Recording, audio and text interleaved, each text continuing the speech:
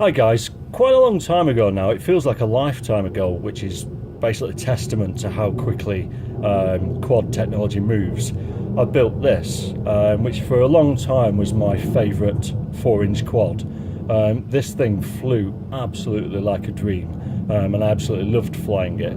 But technology moves on really quickly, and this frame is the Space Cowboy 4-inch Superlight edition, which is basically an Ormerton Productions cut frame.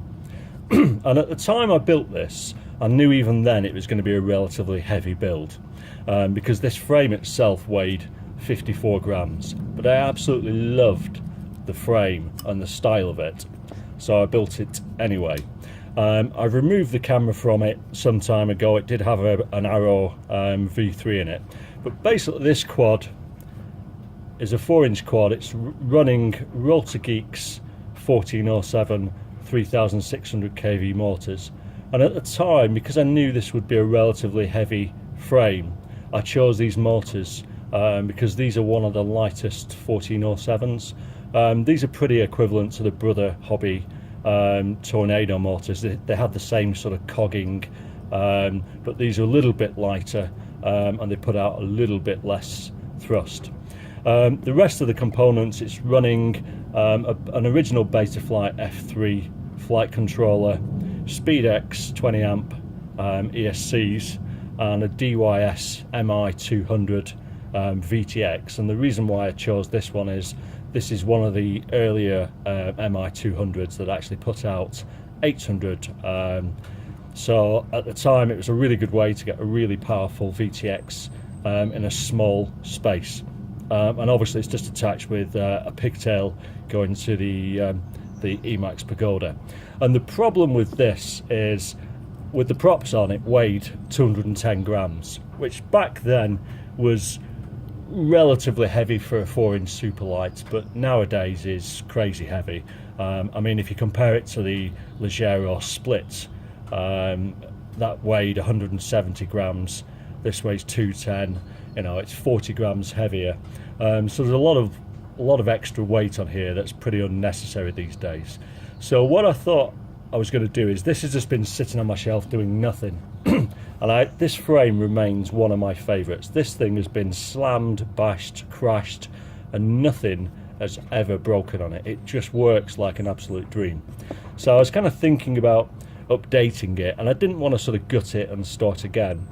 Because there's a lot of these components that I still really like. I still really like the VTX, it works an absolute treat. And these Spedix 20 amp ESCs, okay, they're heavy, and I could pop in the Wraith 25 amp that I originally used on my my 0S5 build, but these ESCs are bulletproof. They've never broken, no matter how many trees I've hit, so it seems a shame to take them off. So I thought what I'm going to do, or what I'm likely going to do, is rig up a Runcam Micro in here, and I'll face a challenge doing that, because this top, or should I say front part, basically wedged in the old style full-size camera. So I need to brace that somehow.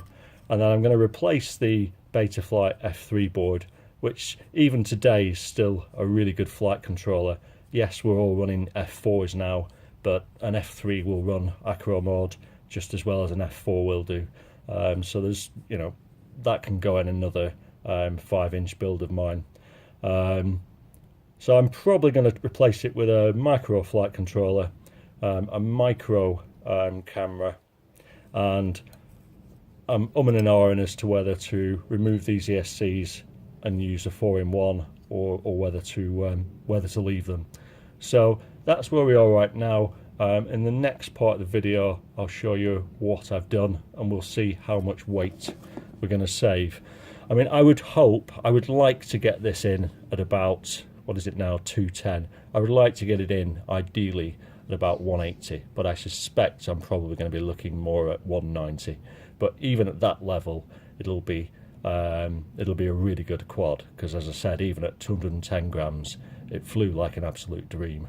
And while it might not be as fast as the super lights I've built, I don't really need that sort of incredible pace.